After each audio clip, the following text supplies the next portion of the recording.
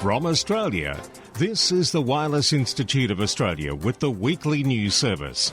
This broadcast is in text, audio and video and is accessed on wia.org.au.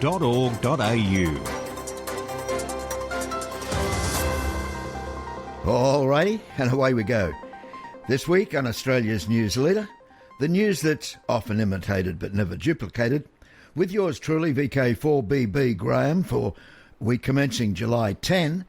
I'm joined by DD5LP, VK2LAW, VK4SN, VK3GTV, KE5CXP, VK3GRK, VK3FY and WIA Director VK4EA. And next week, in Drop Zone 1, WIA Director Steve VK2TSG will bring us up to date with the goings-on at the WIA board table. This is VK1WIA.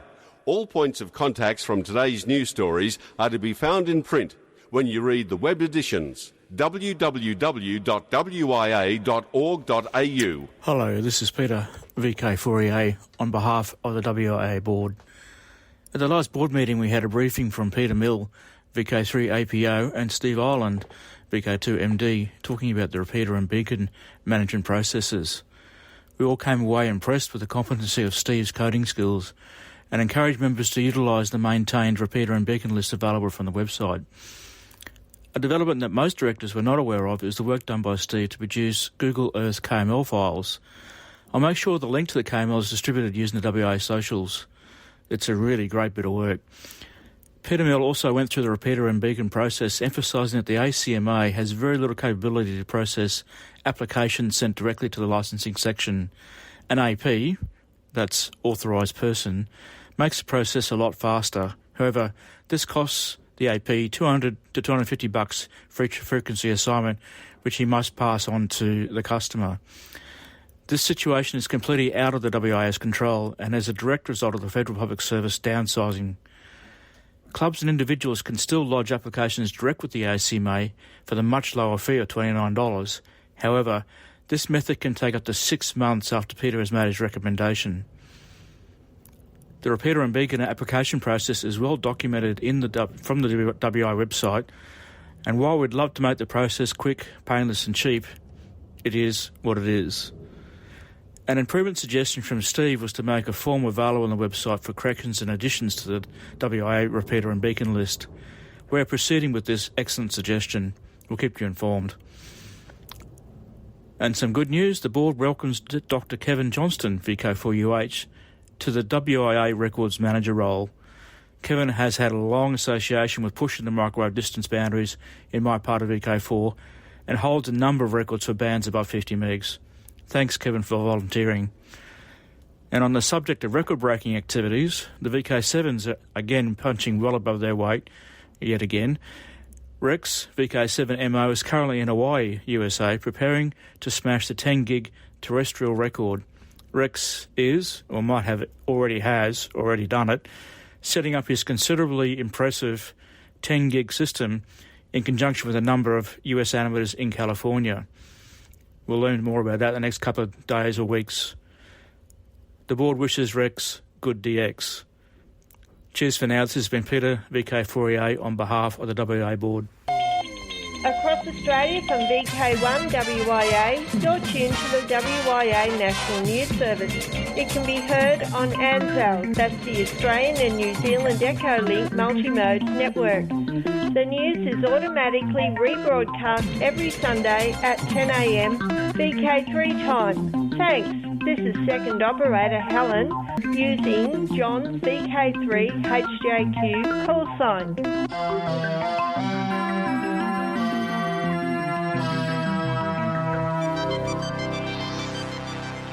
Hi, this is Krista Mitrievich, VK3FY. I was recently appointed to the WIA board back in May 2022 at the WIA AGM. For those that don't know me, a little bit about me. Currently, I'm a telecommunications consultant with over 40 years experience, having worked in almost all aspects of communications within Australia and overseas. I've been licensed for over 40 years, first obtaining my New Zealand technician license ZL2TZV before immigrating to Australia in 1979 and upgrading to an AOCP in 1981, having passed the Morse code requirement at that time. I'm a keen DXer, both in the chase and being active on numerous expeditions and IOTA activations. Still chasing that elusive P5 to have worked all the current countries. DXing is not my only interest in amateur radio. Contesting is also a major interest of mine, and it is one that I believe will promote amateur radio to the younger prospects within the community. It was during the John Moyle Memorial Field Day that I introduced amateur radio and contesting to my sons Nick and Norman.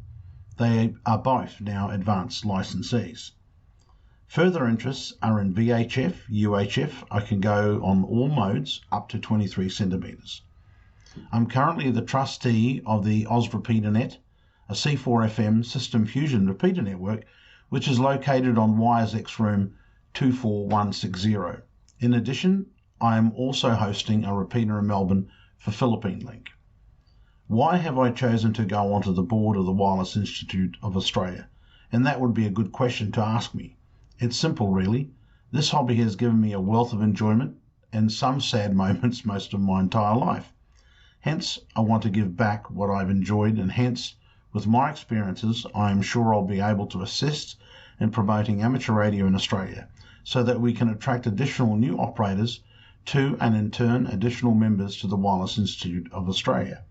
I hope that I can bring new and or additional fresh ideas to further enhance the membership. Simple things like having a fully functioning amateur radio station at the Wireless Institute of Australia headquarters for members, prospective members, and promote this to new prospective amateur radio operators. This is Chris, VK3FY, for the WIA News.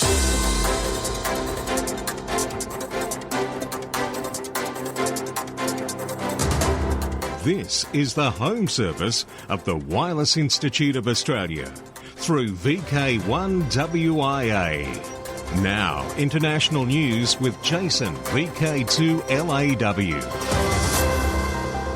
Hello. Leading international news from Region 1, Asteroid Day is the United Nations sanctioned day of public awareness of the risks of asteroid impacts, held annually on the 30th of June.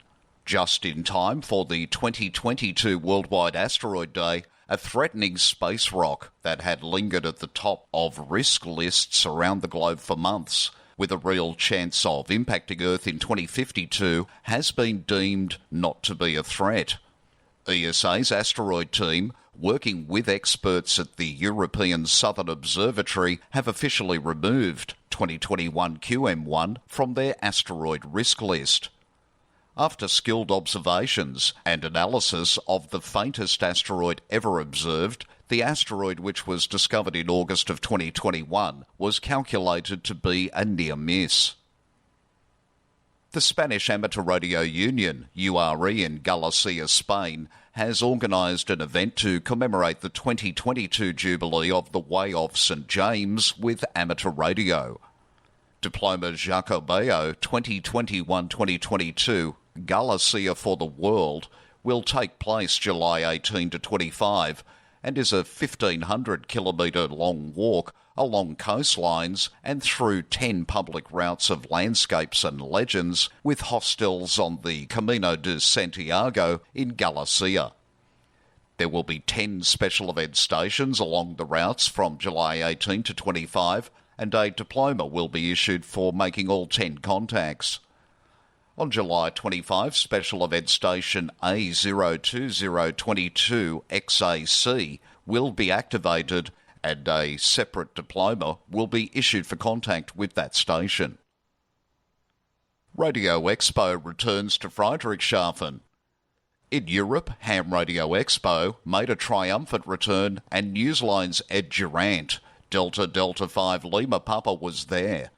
Last weekend saw the 45th Ham Radio Expo in Friedrichshafen, the first after 3 years of lockdowns and 2 cancelled events. All were eager to get back to the Neue Messe in Friedrichshafen on Lake Constance in the south of Germany. Turnout was expected to be around 10,000 compared to just under 14,000 in 2019. After the effects of the pandemic and with the current inflation levels, this is not a bad showing. While the main hall seemed a little less full than normal due to the stands of Kenwood and Yesu not being there along with the large Vimo retailer, the flea market in its 2 Zeppelin-sized halls was fuller than in 2019. Talking with dealers and manufacturers, I learned they were glad to have, it seems, come through the pandemic. Several, however, said it was close and another lockdown would have meant the end to their businesses. Many are worried about parts supply, and while most have stockpiled components, their stock is dwindling. Talking with the national societies and the IARU, I learned there is concern on how we will keep our band allocations, especially in the microwave frequencies, and a need is seen to have the hobby change and be open to new technologies and possibilities to attract more people. There were positive notes too. The Austrian National Society's president, Michael Zwingel, OE3MZC, was very enthusiastic over several new projects. An institute will be a platform for hams, makers and professionals to work together on new technology projects in Austria. WRAN will supply a way for access from 6 metres, 2 metres and 70 centimetres into the Europe-wide HamNet, which is a 2.4 and 5 GHz ham radio high-speed RF data network, a LoRa-based network linking low-power IoT devices using the QO100 satellite will enable data communications between devices across a third of the world's surface. Overall, there was a very positive feel at Ham Radio 2022, and as this year's motto said, it was indeed a reunion with friends. For Amateur Radio Newsline, I'm at DD5LP.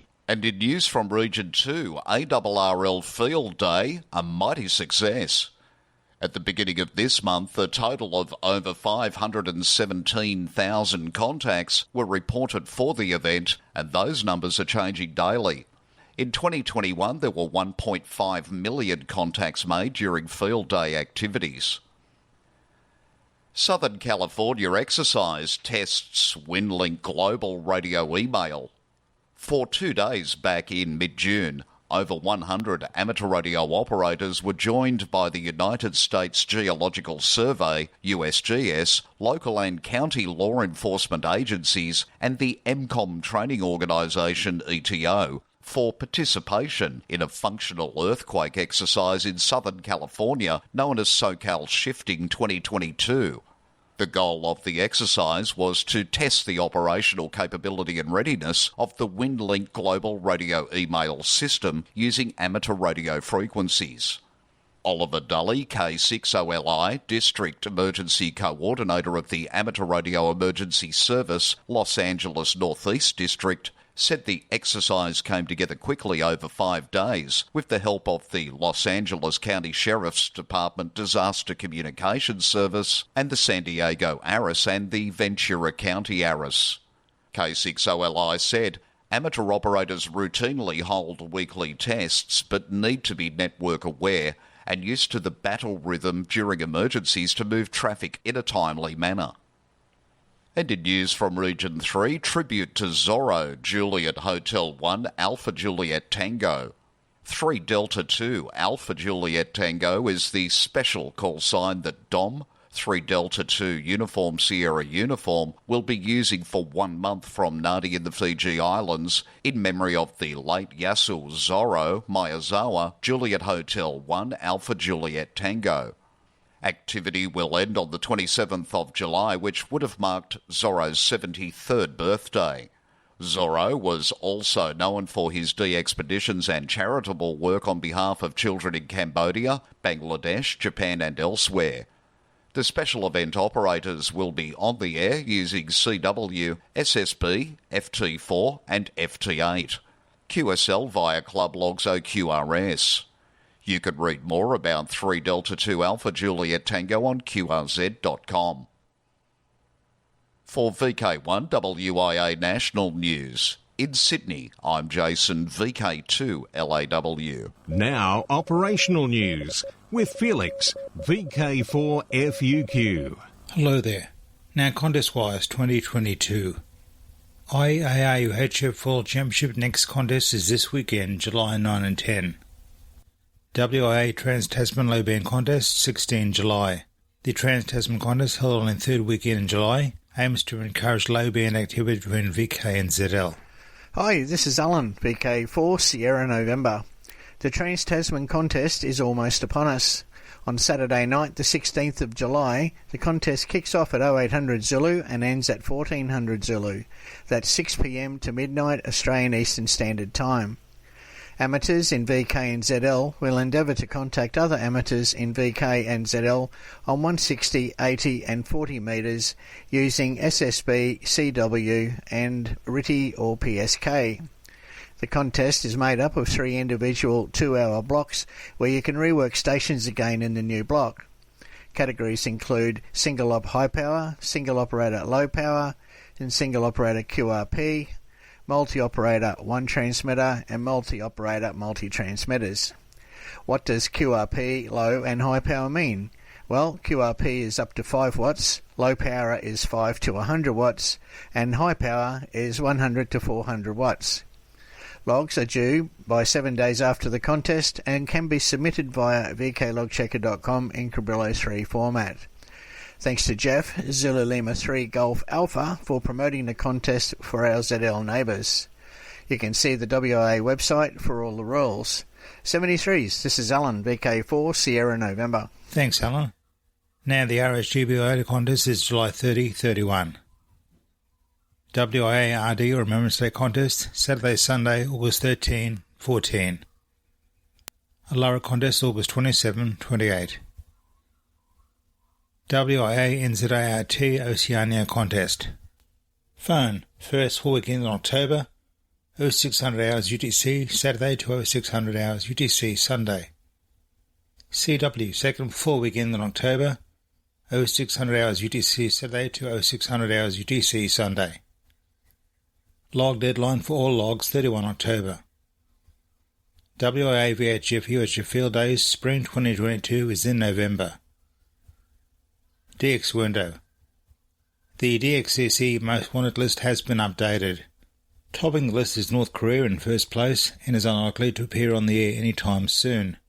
Bibby Island is in second place and Cruzy Island in third place, with both islands to be activated by DEX provisions later this year. Now my 4 to strive for. Z81D from Juba in South Sudan until the 11th of September. Activity is holiday style. QSL Z81D via OM3JW. In the World DX, be listening on the HF bands for 8N650JP, the special call sign being used by the Japan Amateur Radio League's Okinawa branch. Hams are marking the 50th anniversary of the return of the Okinawa Prefecture to Japan from a United States administration. The call sign 8N650JP is active through to the 30th of September. QSOs will be confirmed automatically through the Bureau. Jan Main, JX. Helge, LB4MI is QRV as JX/LB4MI until early October. Activities in his spare time on 20 and 17 metres using SSB. QSL to home call LB4MI. Indonesia. 7B2C, 7B2E, 7B2T, 7B2H, and 7B2O are QRV until the end of October, to celebrate the Javanese Hindu Sita temple that was built in 1475. Activities on 80, 40, 20, 15 and 10 metres, using SSB and FT8. QSL via operator's instructions. For VK1WIA National News, I'm Felix, VK4FUQ in England.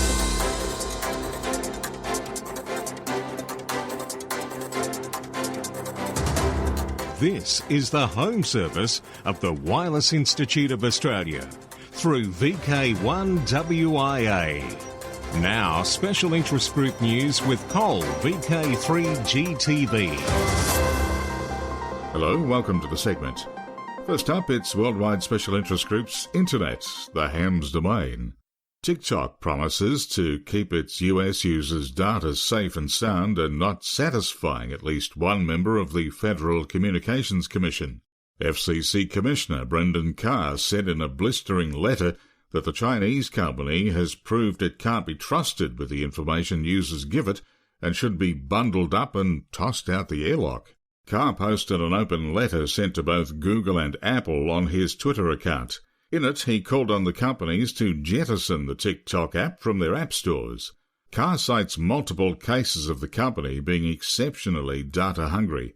Most recently, BuzzFeed News reported that the Chinese government had gained access to American users' data despite TikTok's claims that it kept US user info on servers on US soil, far from the prying eyes of Beijing.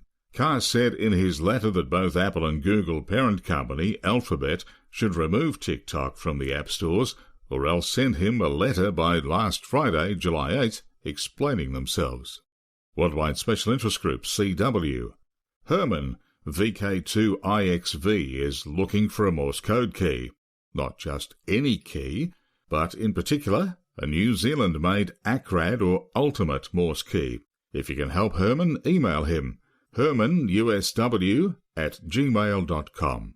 Worldwide Special Interest Group News and Summits on the Air, Worldwide Flora and Fauna Program, Parks on the Air, and other adventure groups. This week we introduce a radio amateur who is lucky enough to have found a way to combine two things she really loves, amateur radio and flying kites. Mike Askins, KE5CXP from Amateur Radio Newsline, tells us about her adventures in kite POTA. The kite enthusiast launched her first high-flying ham radio antenna in October of last year on Florida's East Coast with friends. Back home on Florida's West Coast near Tampa, she and her small team have done 8 kite activations since that time. This past March, she was on Florida's Honeymoon Island when she achieved her first POTA kite-to-kite contact with another team that also brought their kite there. Lisa told Newsline that she credits Court de Haas, KB5PRZ, with inspiring her lofty goals after she learned that the Texas amateur accomplished his QSO with her in 2016 while she was still living in Connecticut using an antenna on a kite over the Gulf of Mexico. Now she runs along the Florida beaches with a POTA kite team of her own, including Julie, NF1T, Jack, W1BBU, and others. Her next challenge is a longer-distance POTA kite-to-kite contact with her friend Paul, W1IP, in Connecticut. Their first attempt on June 13th was scrapped by insufficient wind on Paul's local beach. Lisa made 95 regular POTA contacts that day using her kite antenna, but none were made with Paul, so they're trying again on July 11. Lisa told Newsline, quote, "You have to be happy when you're holding a kite string," end quote. For Amateur Radio Newsline, I'm Mike Askins, KE5CXP. No doubt she'll even be happier if on that day the wind helps carry her ambition to reality. You might even say it will be uplifting. Worldwide Special Interest Group's Final Frontier. We amateurs and others around the world may listen in on contacts between amateurs operating in schools and allowing students to interact with astronauts and cosmonauts aboard the International Space Station. The downlink frequency on which to listen is 145.800 MHz worldwide. Capstone, NASA's CubeSat designed to test a unique lunar orbit, is safely in space and on the first leg of its journey to the Moon. The spacecraft is heading toward an orbit intended in the future for Gateway, a lunar space station built by the agency and its commercial and international partners that will support NASA's Artemis program, including astronaut missions. The Cislunar Autonomous Positioning System Technology Operations and Navigation Experiment, or easier to pronounce, Capstone, mission, launched aboard Rocket Lab's Electron rocket from the Rocket Lab Launch Complex 1 on the Mahia Peninsula of New Zealand. Still on space news, the European Space Agency has noticed that satellites of its Swarm constellation lost altitude due to an increasingly violent solar cycle which started in 2019 and is likely to intensify. The year 2019 marked the beginning of a new solar cycle, and fast forward 4 years, this cycle has resulted in an increase in the Sun's disruptive activities. Currently, the Sun is halfway into the new solar cycle, and this is the period when the number of sunspots will continue to increase, which in turn would amplify the number of solar eruptions. Surprisingly, scientists have started noticing the ill effects of this phenomenon as the satellites in low Earth orbit, the LEOs, are taking the hits. Worldwide Special Interest Groups, IOTA, Islands on the Air. Be listening also for KL7RRC from Kiska Island, NA070, during the RSGB IOTA contest on July 30th and 31st. Send QSLs to N7RO.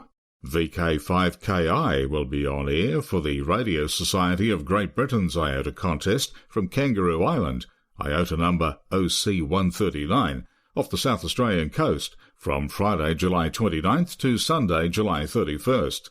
The station will operate in CW and SSB. Before the contest, be listening on 80 metres through 10 metres. During the contest, be listening on 80, 40, 20, 15 and 10 metres. QSL via Charles, M0OXO. The TX5ND expedition that took place in April from the Austral Islands, OC114, has updated the information on QSL cards. All TX5N QSL cards were taken to the post office on the 30th of June, so please allow sufficient time for the cards to reach you. Bureau cards will be shipped to the individual IARU Bureau in the next Bureau mailing. And that's the latest Worldwide Special Interest Group news. I'm Cole, VK3GTV.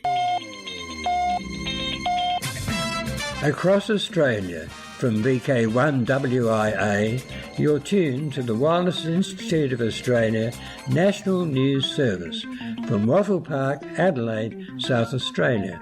It can be heard on 1843 kHz in the 160 metre band at 9 a.m. Central Standard Time on Sunday mornings. I'm Colin, VK5XY, and you are welcome to join our callback after the broadcast. 2022 social scene, VK3. Let's hear what's happening July 15 at Barrick. Hi, I'm Graham, VK3GRK. Bendigo Amateur Radio and Electronics Club invites you to our July meeting, where Ron, VK3WAN, will be providing a very informative presentation on balance and RF transformers. This will be an interactive session, so bring your questions and any balance and RF transformers for discussion. Many of us are making antennas for field activities such as summits on the air and activating parks. It can be very handy to know what kind of balance to use and how to make them. The presentation commences at 7:30 p.m, Friday, July 15th, at the Barrick Headquarters, Bendigo East Hall, 35 Lancel Street. A gold coin donation would be appreciated and supper is provided. The presentation will also be streamed on the Barrick YouTube channel. VK4, the Redcliffe Car Boot Sale, Saturday, August 20, 9 a.m. at the Clubhouse McFarlane Park, Klinger Road at Kippering. VK4, Sunfest, Sunday, 18 September at 10 a.m, Mountain Creek State School. VK6, October 21, it's Perth Tech goes 21-23. Rosebud Radio Fest, November 20 and VK3 at 9:30 a.m. And next year, 2023, Alara Meet, November 4 and 5 in Hobart. Now, till next we meet, I'm Graham, VK4 BB. This is VK1WIA. All points of contacts from today's news stories are to be found in print when you read the web editions. www.wia.org.au.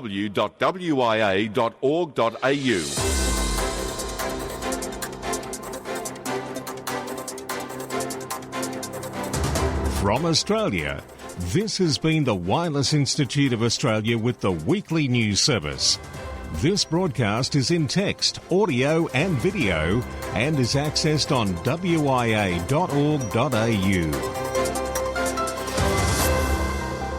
Courtesy of Bevan, VK5BD's ATV and YouTube channel, this has been WIA National News. We're back now, live and local, and your voice, your callbacks. And don't forget, tick like.